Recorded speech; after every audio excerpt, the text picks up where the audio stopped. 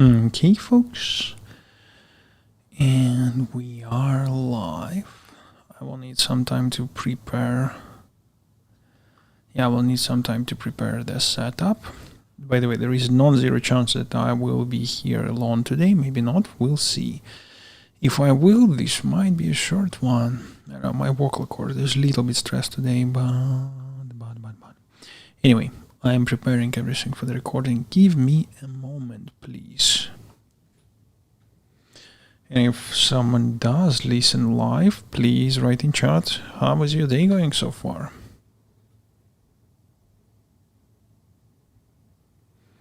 Okay. Getting close to being ready.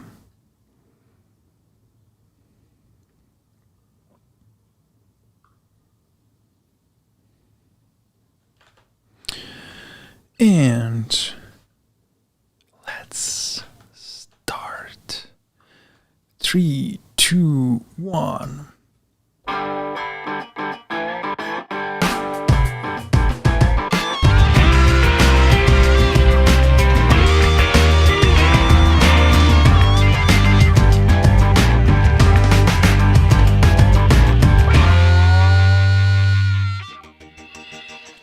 Well, hello everyone. Welcome to the Non-Intuitive Beats podcast brought to you by the Leaders Club. And as I have mentioned before, you are part of that club as well. But do please consider elevating your club membership by joining our Discord channel, which by the way, you can find in the description of this video. The interesting part might not be there yet, because I still need to do a better job of preparing the announcement of the live show. So we go right now in this very moment of the live broadcasting, not the pre-recording listening. You will not find the tape there. People who are not present with me in the studio today: Dmitry Mananikov, he is out as you can see. Nishant Sharma also is out, and it will be duly noted on their record for the next performance review. And this voice that you're hearing right now, the most annoying noise as usually are from Slava Kovalevsky. Okay, we do have several interesting things to do. Today I'm going to even show you, to extent I even can show you some of the stuff. And before jumping into it, I need to share the screen. Let's see if this works. So for dear listeners, yes, I am sharing the screen. Still figuring out how to do it. Okay, I'm sharing the screen. So far looks like it's actually working. Yes, this is where we're going to be discussing the topics.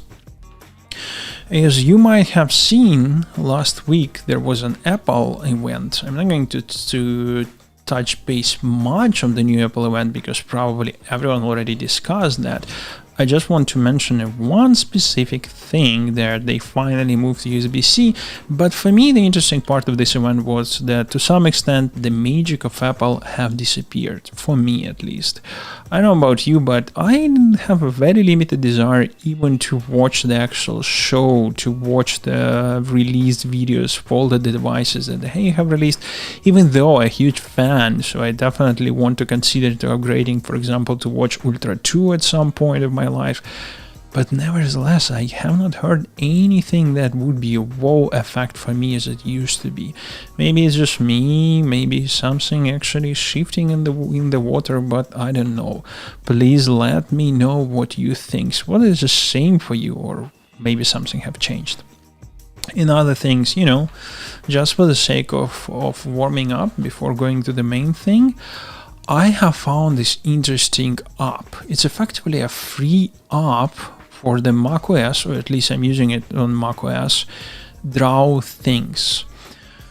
This is effectively a very user-friendly UI in the app that allows you to use a pre-trained model as Stable Diffusion, for example, and use it for prompting things and writing things. It's honestly quite amazing. The reason why I mentioned that is because I'm trying to start generating episode-specific thumbnails. So if you go to our website, you might see that the last episode already was accompanied by the predefined, pre-generated custom thumbnails. It's not from DrawThings just yet. is from a different service. I think Insomnialand. So this was the one that I used, but the future one probably either will be with a stock one, default one, or generated from DrawThings with a model, predefined model. So if you need something like that, go check it out. Extremely simple interface to download models. Tons of the models, almost everything that I was aware of exists there, so you don't have to download it. You're just using UI telling what to download it. According to the authors, it does use GPU acceleration on the M chips, Apple Silicon. I don't know honestly if that's true, because it's actually working pretty well, so I hope it is using it. If it's not, it's working reasonably fast, so I don't have too many of complaints. So hopefully it's using some Apple hardware under the hood and not just generic CPU instructions. Okay. Last but not least, warm-up topic, and then we will have to go to the main one because my vocal cords killing me. And not only that, I actually have I damaged my left foot. I barely can walk. Because of that, I have to go to the urgent care. I have to talk to a doctor. They gave me in the end antibiotics to suppress some of the infection that obviously I got after damaging the foot. So now I have to take antibiotic, which means I no longer have a stable supply of the alcohol during the recording of this show, so I might be sounds boring, which is because I am boring in this state of mind, but nevertheless, you came here, you listened to it, so I still have tons of the content to share with you. So, for the warm-up, strike. I do not know how much you heard about this, but in the US there is a huge strike going on in the automotive industry. All three big companies, Ford, GM, and Stellantis. And the interesting part here for me is to learn that there is this third big car manufacturer, Stellantis, that I honestly never have heard about before. Obviously, I've heard about GM, I have heard about Ford, and I'm pretty sure all of us. I never heard about Stellantis, but when I open their website, just look at here. What are the brands that turns out are Stellantis brand? I'm going to read it for listeners who are not watching live. Alfa Romeo, Chrysler, Citroën, Dodge, Fiat, Jeep, Opel, Ram, Lancia, Peugeot. There are many others. That's Maserati. Okay, Maserati, what else people might know. There are others, but honestly, up to this point, I was under pressure that at least Dodge and Ram are actually owned by the GM, and wrong I was. So this is this. Today I learned. Today I was that years old that I have learned. Okay, let's go to the several main stories for tonight. The first one is actually about book. Yes, I'm going to tell you about the book, physical book. Though it probably would not be the correct way to say about this product that this is a book. It's more than a book. It's a product. And I'm thinking the category, but let me just start with saying the name. So the name of the book is S. Period. That's all. That's the whole name, S. There are two creators of this product, J.J. Abrams and Doug Dorst. J.J. Abrams films. Let's see if he actually participated in many films. J.J. Abrams, who participated in the film like Lost, Star Trek, Star Wars episode. And you might be thinking at this point, why I telling you about the film producer when we're speaking about the book? So let me tell you about the concept of this book, and also let me try to quickly find it. Maybe I can find it on Amazon. Yes. So this book is... sorry, I'm thinking how to tell it. So imagine that you're finding a book in the library that have tons of the writing on sidelines. So someone was reading it, and when they were reading it, they outlined things on the sidelines for additional data, so to speak. Now imagine that this book, the actual original book, from the author that has tons of the mysterious and interesting facts from his life in the past. And in fact, no one in the history of the humanity have seen these authors. And this book is one of the most famous book of that author, and it's in the library of university, and several students, one I think PhD, one who is doing master, found this book, and they start putting on the lines their journey to discover details about who was the author. And that author was used a translator, to whom an editor, to whom he or she, because no one actually knows neither gender or anything about the author except the name that editor/translator revealed to the world. And by the way, no one actually knew anything about the editor and translator either. So you have this book. Inside of the book, and book by itself, the book is amazing. It's a story about the person that appears on a weird ship and then go back from it and then somehow goes to it. So it's a really hell of explanation, but believe me, the story itself, so with just reading this book, it's an amazing book by itself. And then you start reading these side notes. And what is interesting, let me actually show you this book. I've been describing it quite some time. So this book is created in the way that feels like the book is from 1990, something like that. So this one says 1949. So it gives you a feeling as this book is old. So this is why I'm saying it's a product, because it's actually the book created to be felt like this is the old book. Now the product called S dot, and this is how you should be searching just one character. And by the way, it has special meaning. But when you're opening the product, the actual book inside has the name Ship of Theseus by V.M. Straka. And Straka is the author that actually no one have heard about, who have published several books, and this is one of them. And if you're reading this book, you will find tons of the sidelines there and description from these two students that were chatting about it. And what is important, more interesting, you will be finding tons of the artifacts on different pages that they left for each other when they were figuring out who is the author and who is the real essence of this author and who was writing the book, from where this book have appeared. Some case you will be finding the copy of the old news, you will be finding napkins, you will be finding cardboard, you will be finding tons of the interesting facts about the author, so you can start puzzling information. And as you're reading that, you will start actually see the signals in the book. You will see how these people derived to this signal, how these people learned about secret messages in the book. Sorry, I got super scared. I want to stay in the call. So you will learn more about secret messages in the books that author actually was sending through the book, and you were reading it. Then you will be reading these sidelines and like, oh my god, oh shit, yes, you will be coming back and rereading parts with a completely new meaning. And there is no right even way of reading this book. You can read the book, and then you can read sidelines, all the artifacts, and combine the story, or you can actually read it together. I personally trying to chunk it. I'm reading the logical chunk of the book, then I go back and start reading this side story with sidelines, and discovering the process of these two young people and trying to uncover what they have learned. There is tons of the puzzles that you can slowly puzzle yourself. So again, this product is somewhere in between, this secret room, exit the room, so type of the games, exit the room game in cardboard. There is this game that I really like, Exit. Yes, of course, Exit.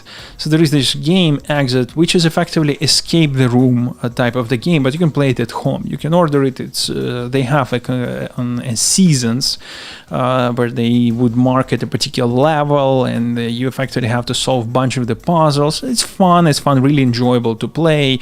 But again, this is mainstream. They creating it in the hundreds, and the puzzle can be a little repetitive if you've done thousands of these games or so. But nevertheless, it's really fun. If you have not tried it, highly recommend. You can do it at home. So this specific this specific product probably somewhere between a book and this game.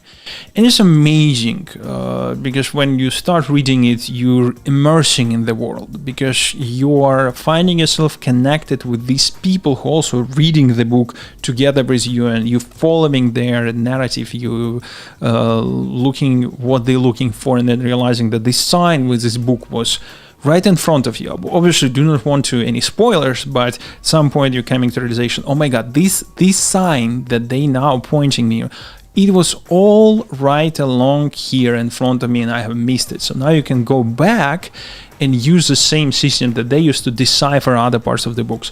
So it's quite immersive and interesting puzzle, so to speak. And again, it's not puzzle from the perspective that you cannot move forward if you have not solved something. You can read it end to end. You can read the book, you can read many of the sideliners. But at the same time, there are some puzzles that you can uncover yourself after you obviously read all the subsequent stories and the parts. Let me see what's going on with the life. Okay, we're still live. Just checking. Okay, so this is the book. I'm thinking, did I want to show something else about the book? Probably not.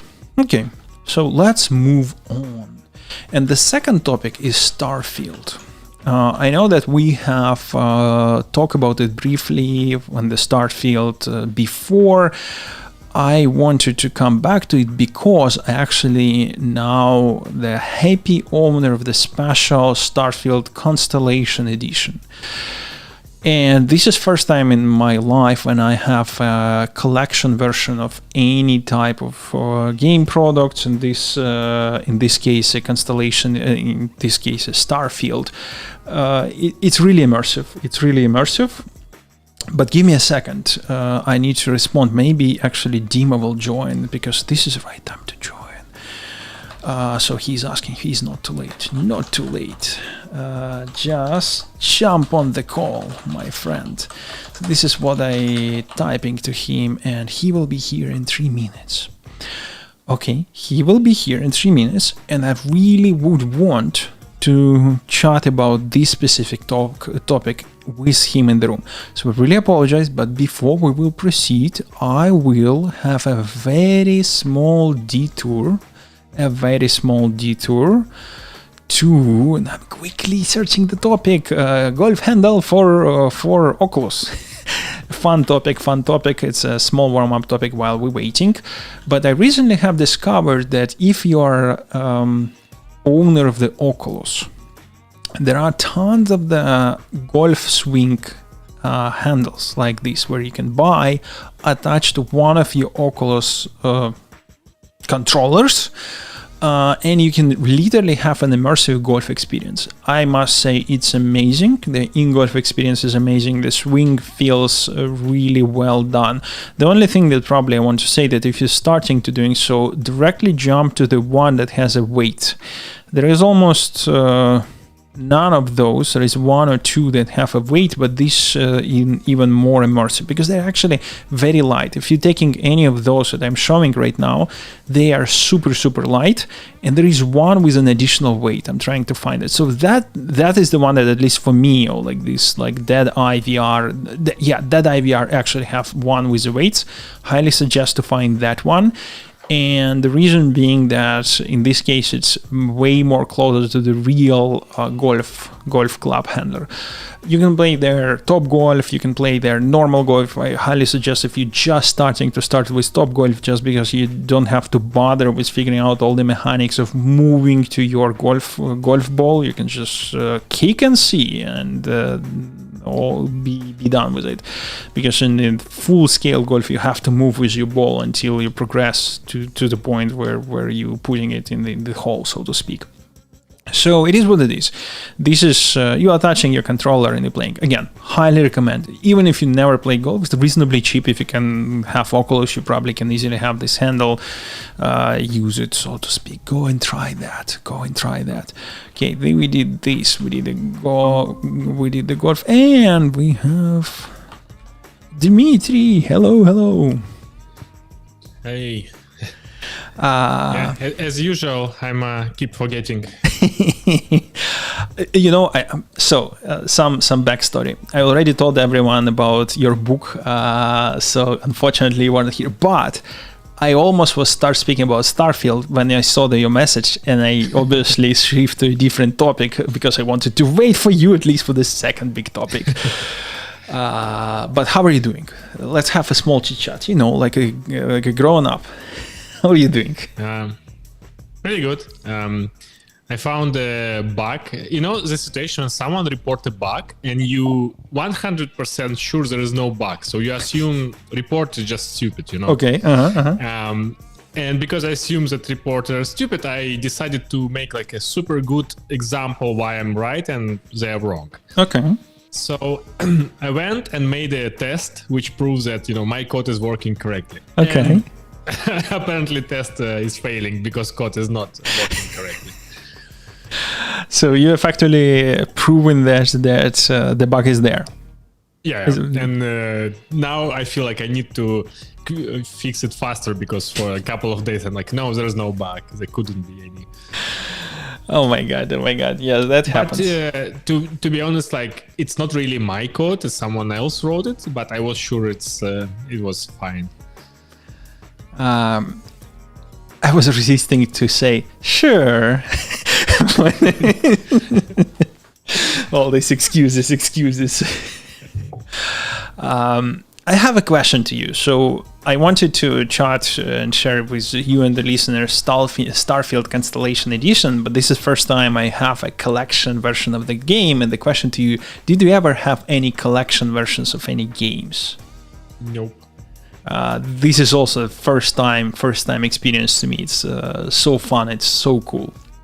But so what's inside? Inside, okay, so that's the right question. So what happens inside? First thing first, it comes with.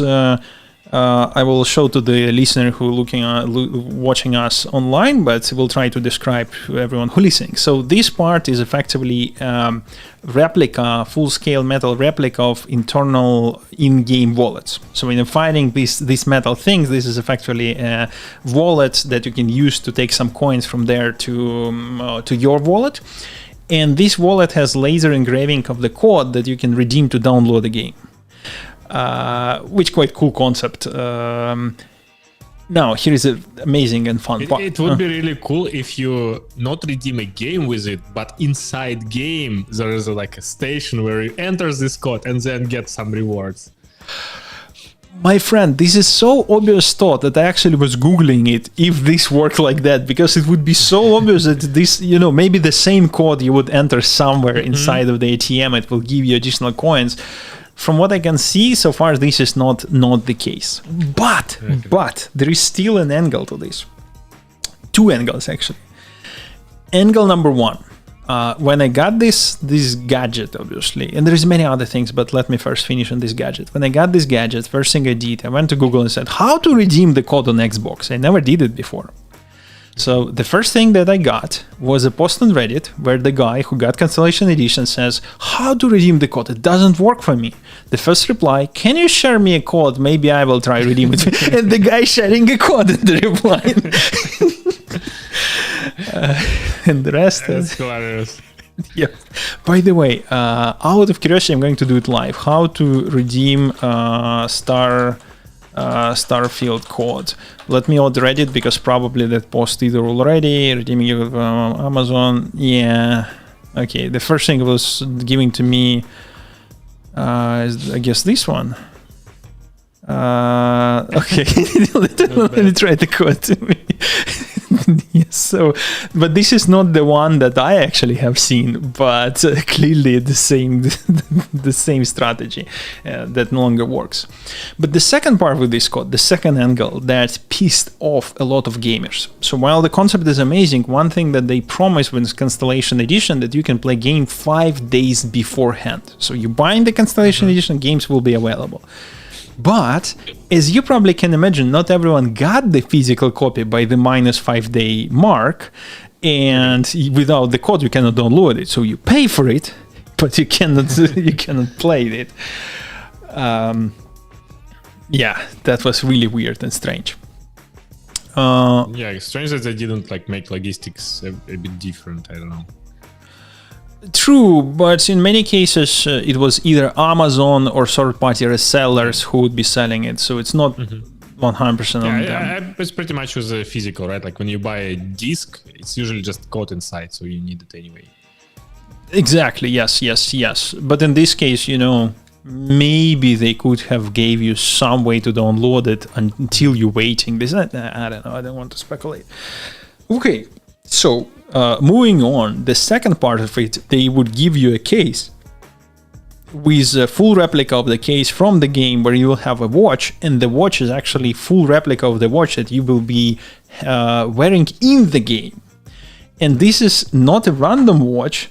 This is actually, I will try to show it in a second for people watching. This is a fully functional smartwatch that has accelerometer, that has... is it Android? Android? How it was, like WatchOS or something?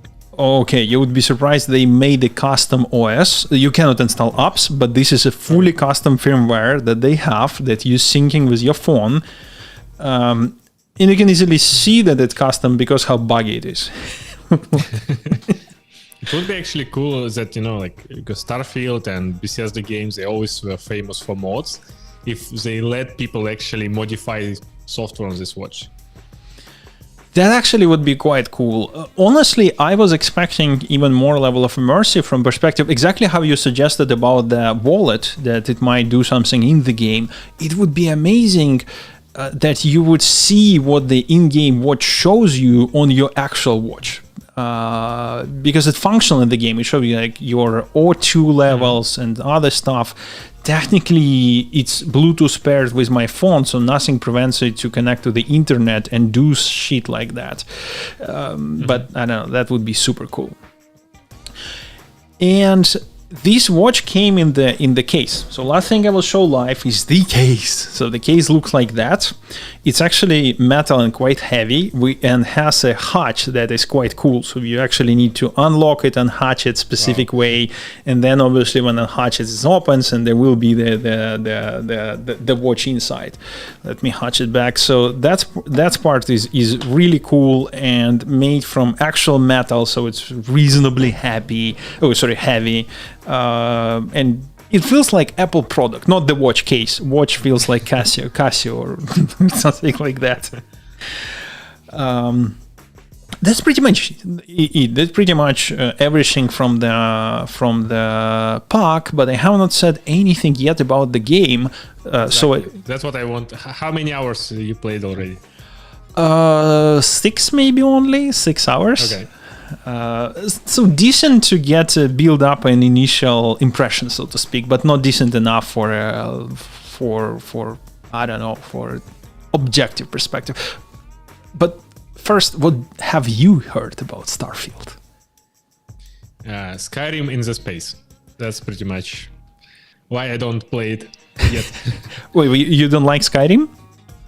No, I mean not like completely don't like it. Just like try to play it in the PC, on PlayStation, on VR. It just like didn't click for me, so I just give up. Last time was I tried to play it on Steam Deck because Steam Deck is perfect for this like old games where I can just didn't work. Maybe one day, maybe Starfield would work for me.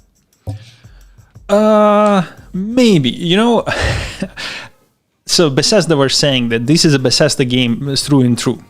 What this means that, it doesn't look like Fallout, it doesn't sound like Fallout, but it plays like Fallout, pretty much like Fallout 4. And this is probably as close description as I would say is true. You have, on one hand, you have this angle of exploring. You can go to one out of the thousands planets. You can actually explore everything, but then coming back to the engine that they used, and the engine is very slow, zones are everywhere. So even if you're on the planet, they will... Loadings. Loadings, of course. Tons of the loadings, yes. Zones, loadings. Even when you go to the big city... you played Fallout. I think you played New Vegas and maybe A4 a little bit. Remember how, like, you entering the city, wait until, like, you opening a gate. Every door is waiting. Exactly that, and even worse, because in the Fallout, at least when you're entering the city, usually you will not see any loading screen until you're entering the building, for example. Within the city, you can move freely. Here, for the biggest city, they chunk it, and they have a trolley, and you need to enter trolley, which is just a loading screen. It's horrible, to say the least. But again, if you're mentally prepared that you are getting Fallout, it's fine. Graphic is bad. Is really because really on the screens I've seen it wasn't like a mind blowing, but it was like pretty okayish.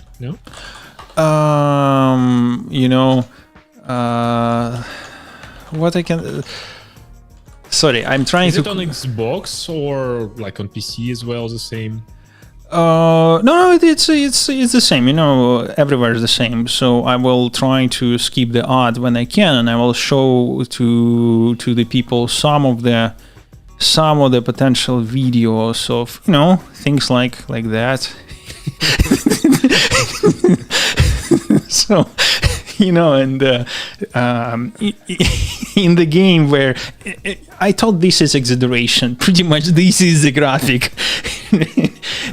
and for the game where for the game when you're mostly talking, facial expressions should be one of the key part, and it's not. Like, it's people who telling you that the graphic is nice, they're usually emphasizing not part where there is a facial expression. They will give you a lay of the land, but when you're moving to the city, comparing to the things like even Cyberpunk had at the beginning of the very first release that everyone hated, there still was much better than this one. Just imagine I'm entering the first city in the game, so the very first experience with this game, it should be the best. And I see two exactly same generated characters with a different color of the hat, but the rest is the same. It's two copy-pasted characters that moving around. It's kind of strange because usually they try to like this initial scene to make it like super polished, so people don't refund on Steam. Exactly, but it's clearly procedurally generated, so it was not intended like that, and I never seen it again. But nevertheless. And even though they did create the exploration mechanics, you can actually pick any planet, you can land at any point of time. But when you hear this, you're thinking about which game you think when you're hearing things like that. You can go to any planet. No Man's Sky. Of course, yes. In No Man's Sky, you can go to a spaceship and you can fly wherever you want. Here, you can fly from point to point with a fast loading because you don't want to go to a ship, then wait loading screen, then in ship wait loading screen for the map, then wait loading screen to the point of landing. But is there like a space fights or space flights, any of this, or you just like go from planet to planet? Yes, so this is pretty much why they have the whole mechanic. There is actually a quite interesting and extensive mechanics of space fights, which I'm enjoying. It's not that it's super complex or super fancy, it's just enjoyable where you're doing space fights. But, you're traveling fast travel from point A to B, and there is a chances you will fight with someone because they intercept you or something happens there, or maybe there is a plot that you have to fight. So it's nothing fancy, but yes, it's there. But when you do land and you're landing from the fast travel menu, it's actually procedurally generating part of the game, in particular radius in front of you. So you cannot walk far enough. I mean, it's decent size. Usually you would not want to walk so that far. But if you actually will walk, it will tell you that you have to go back, then go to the ship and land in that point where it will regenerate the planet again for you, and then you can walk further. Interesting. Yes, it's... and all this is an engine, realistically. It's an engine, and when you look on this, like modern games, they give you either 60 FPS or they give you ray tracing. These games give you neither. You don't have neither ray tracing, nor you don't have 60 FPS. And they don't even trying to cover it up. If you look in the mirror, in many cases, sorry, not the mirror. If you look in the wall that's so shiny that it can be used as a mirror, you clearly see the room, but you don't see yourself. they haven't even tried to make it work. It's just no proper reflections at all. I see. Okay, this was can be improved part. There are actually good parts about the things, because I do love this game. With all these things that I just said, it's 10 years old engine. You can see it. The NPC are brain dead. But you still telling where it can be improved. Let's tell me, like, try to sell it to me. You already told me that flights, like spaceship flights, are fun. What else? So this is now the good thing about Bethesda games. Tons of the amazing storylines.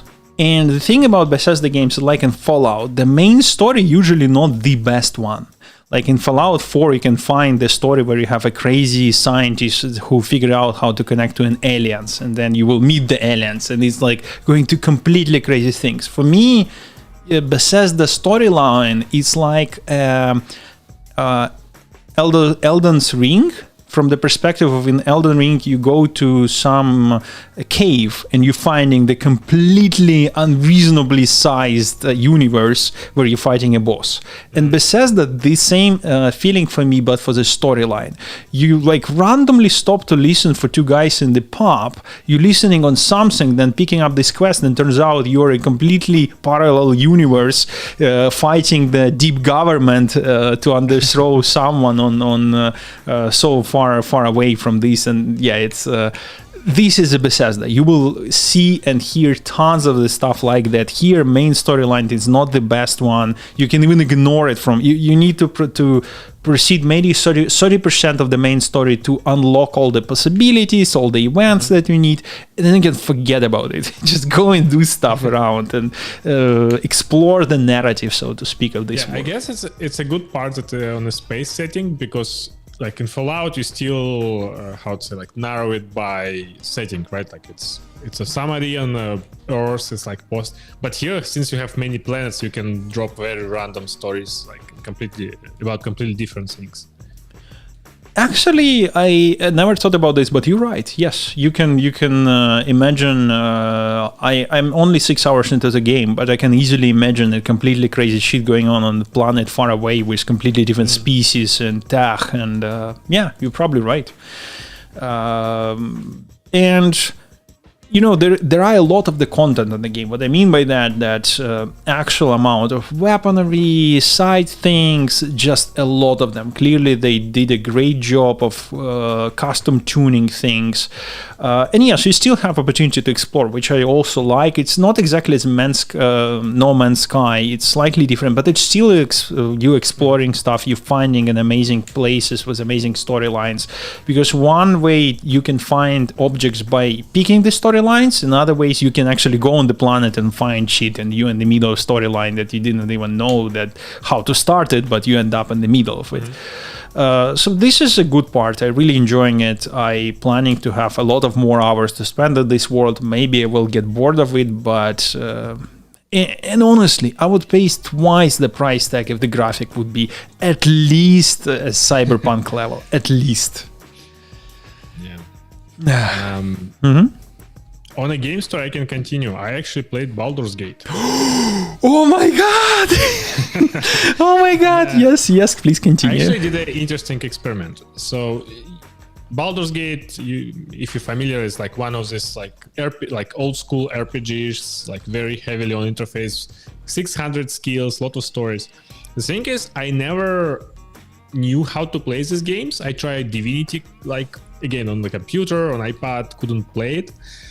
This time I decided, okay, I will put some effort to actually play it, to learn how to play, because I want to have the same experience I have with the Souls games a year ago, when I decided, okay, I will try, and then I get into it and I really like this genre. So I decided, okay, this seems to be a good game to try. And I was worried about controls. So because game is very heavily on interface, a lot of dialogue, so I decided, like, I have two options, play on a PS5 or on MacBook. So I tried to do MacBook with Steam, and I actually get it. And you know, I have a mouse. I decided it would be fun to play, but I felt like I'm on a work, but no one pay me for it.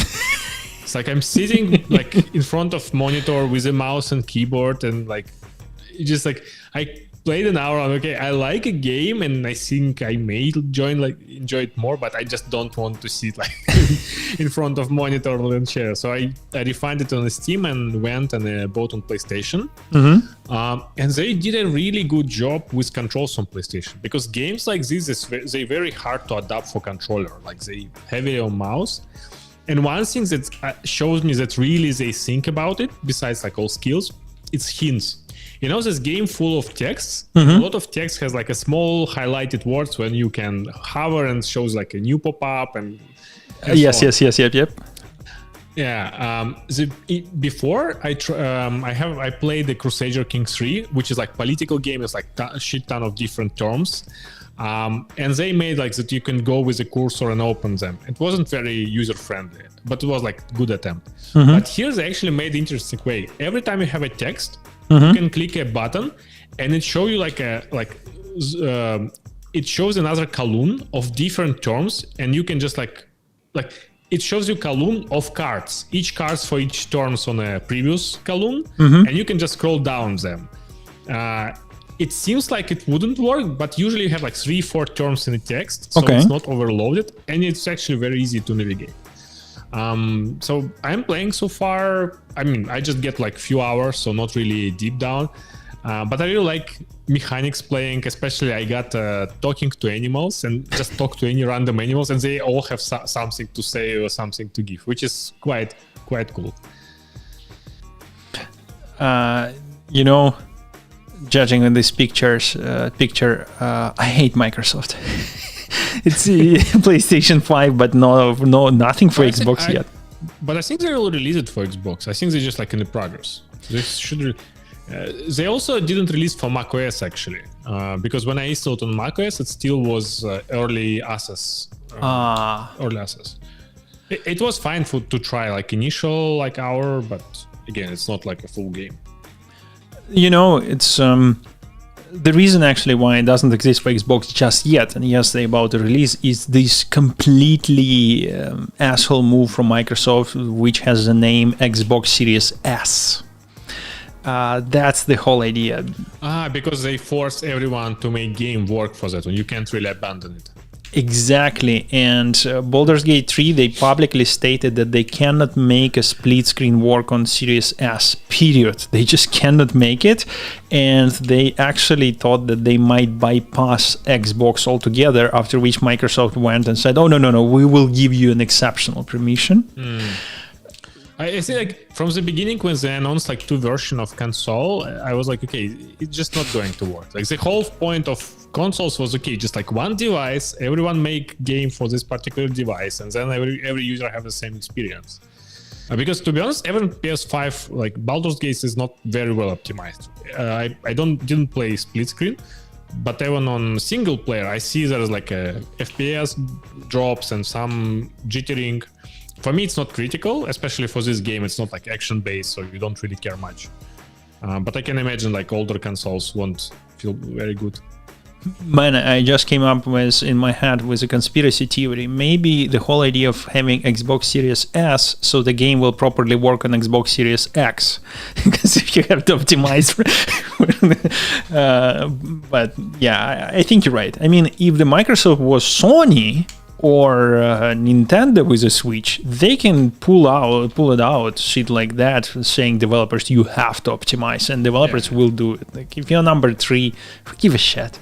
I mean, I do, but who give a shit about me? Either. It's yeah. But anyway, it's coming. That's what I wanted to say. It's coming. It will have a different features. There will be no split screen on the Xbox Series S. But there's still multiplayer, so yes, you can you can play. By the way, do you want at some point to play together, have a joint campaign and play it? Oh yeah, I would be very happy to play. I mean, every game became much better when you play with friends. That's just for any game. So I would be happy to play.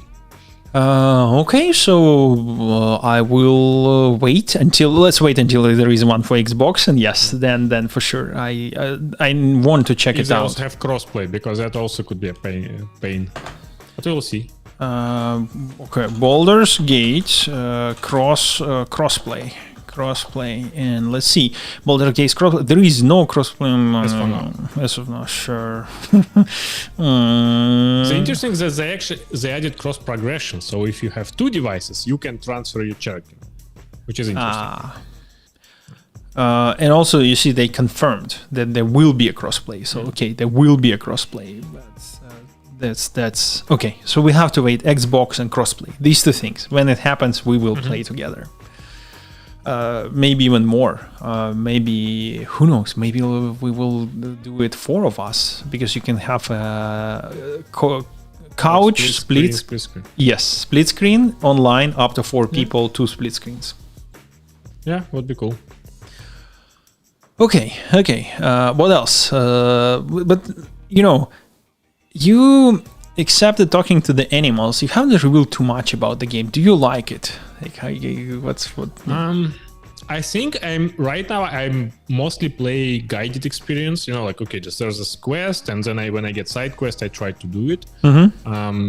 And I also choose easier mode on fights, because again, I'm not very good at this like complex fights with multi steps. I think it will show later when I finally got like how mechanic works, how I can explore and things. Because again, I not used to games where I have to explore, or like the main fun is exploration. So I'll try to play this way, and then I can make my judgment. Got it. Maybe like with Souls games, I like it so much, so I'll start like playing all these games like Divinity and everything else from the beginning. Who knows? Souls-like game, I recently, I have not heard about this game, Lies of P. That's a new one. I don't remember how I came to know even that, but it says that Lies of P is effectively, let me find the trailer, is effectively Souls-like. And the reason why I mentioned this, I think Souls-like games, they are exclusive for Xbox, but this one, for PlayStation, but this one are released on everything. No, so Souls-likes not exclusive for PlayStation. It's just a genre became, right? The only game that was exclusive is Bloodborne, which is really famous, really cool, and Lies of P has some style similarities. I played the demo actually, and game plays differently from Bloodborne. It has its own like ideas and things. I'll probably play it in some time because I want to, but I need to finish Dark Souls, so I still playing them. Got it. Okay, I will wait definitely for your review. It's something that just caught my attention. Not that something that I probably even want. My next game will be Baldur's Gate for sure. So Starfield and Baldur's Gate more than enough to cover any free time that occasionally I have. Yeah, Lies of P, it's also like that not coming from Software. It's pretty much like when you play all From Software games and you want more, then you go to these games. So that's what their auditory is. Got it. Okay, so just because we on these fronts, I wanted to show something. Anyway, I will share just this video with listeners. This is really fun review of the Starfield. I would highly recommend for everyone just go in and watch this specific video. I will add it to the show notes for sure. With that, we can go to the last section of the podcast with different additional impressions and random topics that we want to speak. And my friend, I saw that you added Tesla story. Maybe I added it. If I was the one that added it, I completely forgot already what was said, but maybe it was you. Oh, Tesla roof, you mean? Yes. Yeah, I got contractors today. Not much to say. Like, process initially was pretty smooth. Besides that, it was like kind of stressful. Like, it was smooth in the beginning. They just like completely like no messages for like almost a month, and then I get notification, hey, you scheduled installation like next week Monday. And the problem that initial design they proposed included battery on a facing side and my HA, which is well, probably people know what is HOA, but well, like people who decide how my house should look like in front, they was against it, and I didn't want to fight them really hard. And I went to Tesla and say, first I delayed installation for 1 week more just to have a response, and then I called them and hey, like what you solving? And they actually agreed just like to use another wall. Today I get contractors like interesting, like they all have different groups of people doing different work because everyone is licensed differently. So first, two days ago, I get a guy who brought like everything on a truck. Today, another guy went and he started working with the electricity panel, installing like fuse boxes.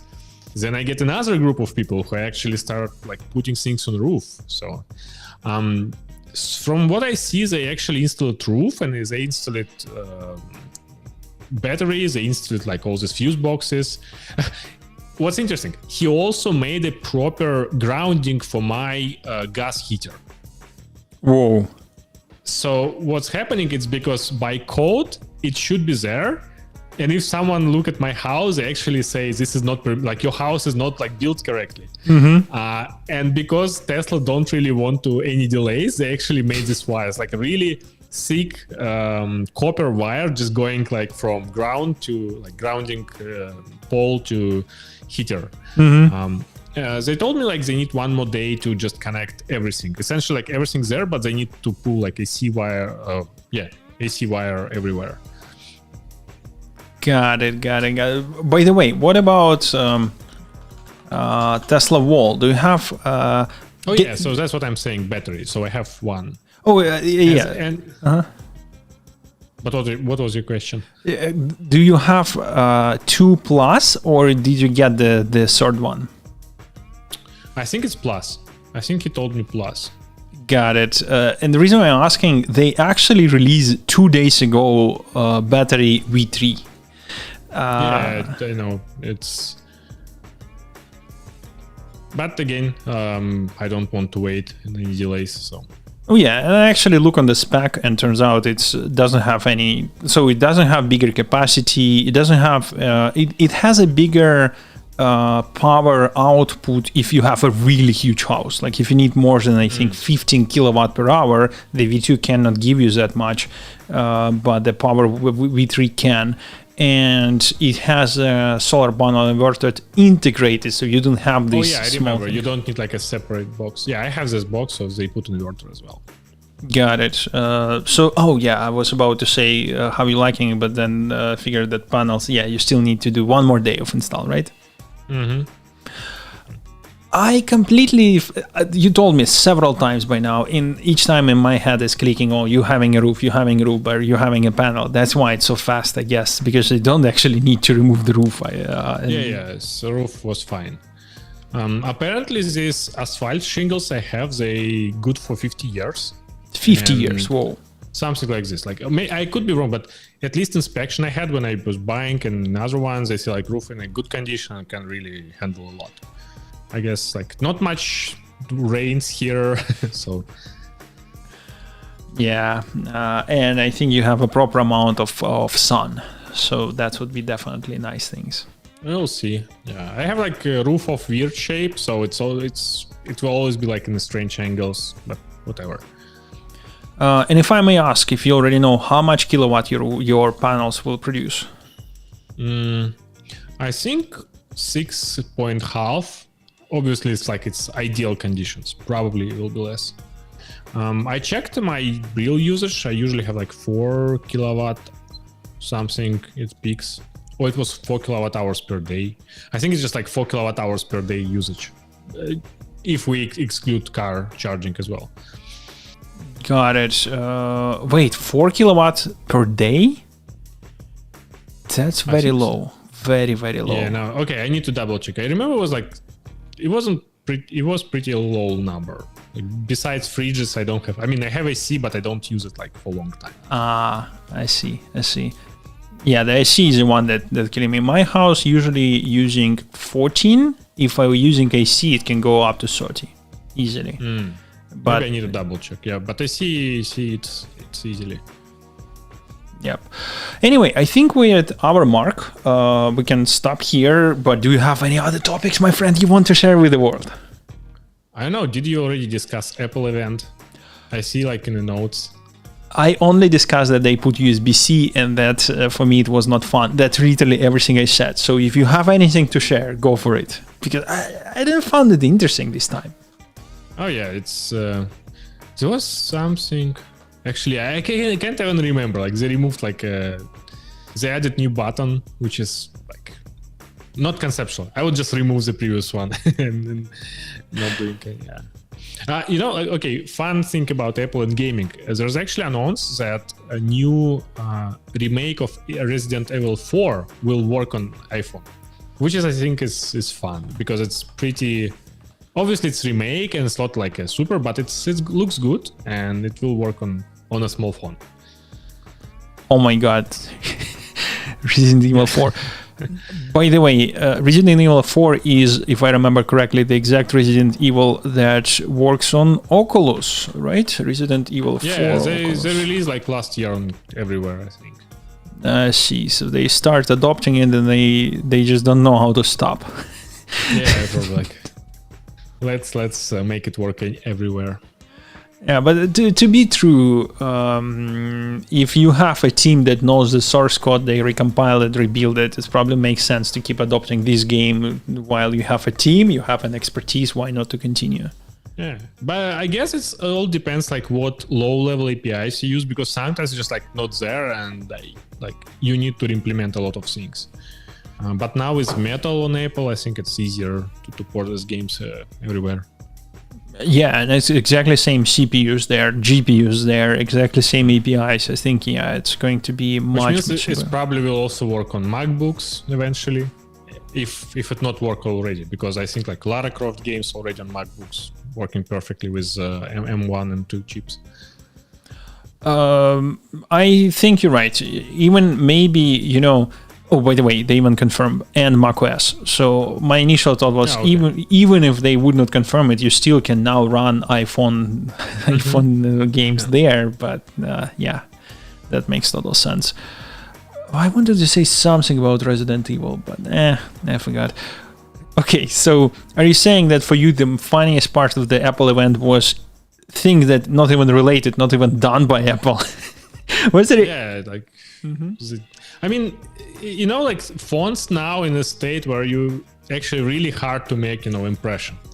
It's like with gas car engines, right? Like new cars are like autopilot, super features, but engines like, okay, they just how many horsepowers, how big it is, and like how much fuel it consumes. The same with the phones, right? Like it's very.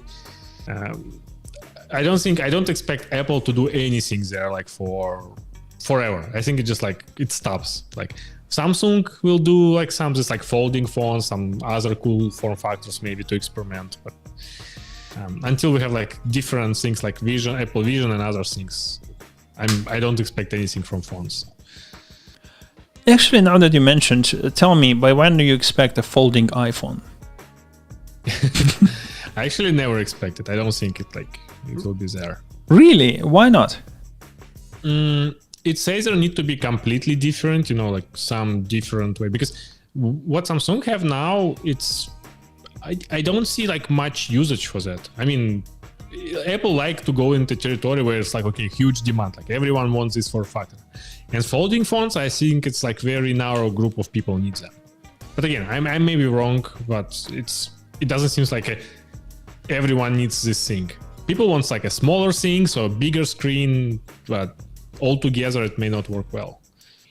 Got it. I actually was thinking that the use case. So I was thinking that use case is bigger and user base is bigger, and the reason why I was thinking that because everyone wants a bigger screen but a smaller device, and this is a way to give because right now they already reached the limit. I think it's more about overall size, right? Like if you can keep because if you get any Samsung right now, which is foldable, even in the folded state is still heavy and it's big. If you can make something that size of current iPhone, but you can unfold it like with double screen when you need it, obviously that would like everyone go to, right? Because why not? Because we all agree on like current size of phones is fine. I would prefer lighter, not foldable, just lighter. But they won't make something what Samsung is doing, because it's huge things that you really don't want to store in your pocket. I think I agree with you, but at the same time, I want to focus our attention on this phrase. I don't remember who said this, but there was a saying before they introduced iPhone 5, I think, that Apple will never have a devices with different screen size and the size of the knot. And I think this was when Steve Jobs was around. He called that phone ugly as hell, and now we have a device that is bigger than the initial version of the Samsung Note that we had back in the day in 2012. So yes, but maybe, Samsung will do the dirty job of educating people that now you have to live with this weight, and now this is how the phone looks like, and then the Apple will show how it's properly done. Maybe. I think it's like if your pants not pull down because of phone weights, it's still fine. Or you have to start selling the devices that are attaching your pants to the right place of your body. I'd rather think they will go just to like Apple Watch, having more functionalities. It's already more standalone, and over time will be more and more. And if you have this one and some wearable glasses as a combination, that could solve a lot of things. I agree with you. Besides like reading some large text or big pictures, Apple Watch can do a lot, like listening, calling, even sending mails. Now you can dictate it, even listening to messages. It's just like sometimes you need bigger screen, like for reading only, which may be replaced with wearable glasses. Again, we don't know.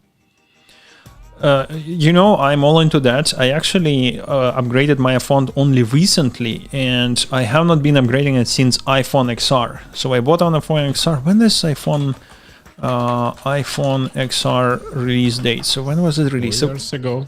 2018, so like 5 years ago, and I effectively upgraded half a year ago or so. And for these 4 years, I was upgrading only Apple Watch, because I can do tons of the stuff on the watch. I really wanted to use watch more frequently, and I was doing so. In Apple Watch, I upgraded 2 or 3 times, and now I'm looking on Ultra, and I was waiting this Ultra 2. Maybe I'll upgrade to it, but we'll see. But I agree with you. I like that direction. I want to do more with the watch and less with the phone. Exactly. Anyway, with these futuristic thoughts in the universe, I would suggest we end the show and we'll go for the dinner. Yes, that's a good idea. Okay, thank you everyone for listening. Same time, same place next week. Thank you everyone. Bye-bye. Bye everyone.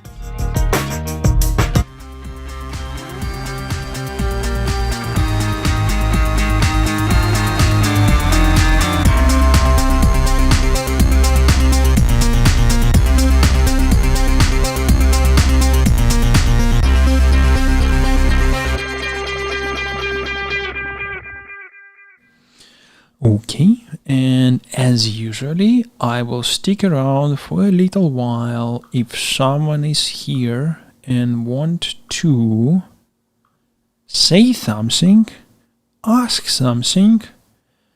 Now is your chance while I'm preparing everything. Okay, so I need to render 2 files. So Jesus, 1 second. I'm rendering several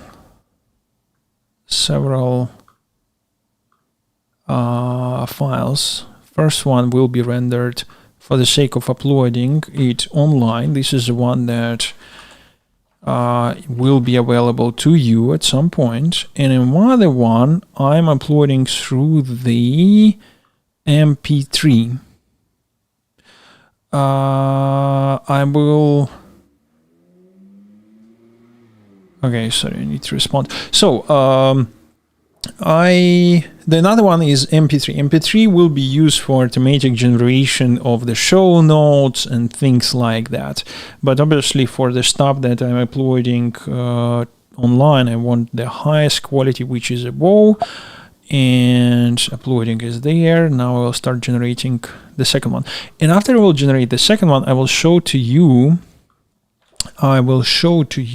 where you can contribute to the prompt that I'm sending to ChatGPT.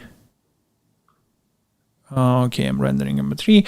Let me show you the prompt while uploading is happening. Uploading is still happening. Let me go here. Let me show it to you. Intuitive Beats. There is a GitHub repository, the non-intuitive Beats. So there is a podcast processing here. In podcast processing, you will find generate Go, which effectively have a prompt to generate show notes. So you can go read this prompt and even suggest some changes there and be a contributor. I will review and maybe even approve some of your PRs. With that, I'm going to stop the live streaming. Thank you for everyone who being with us. Ciao.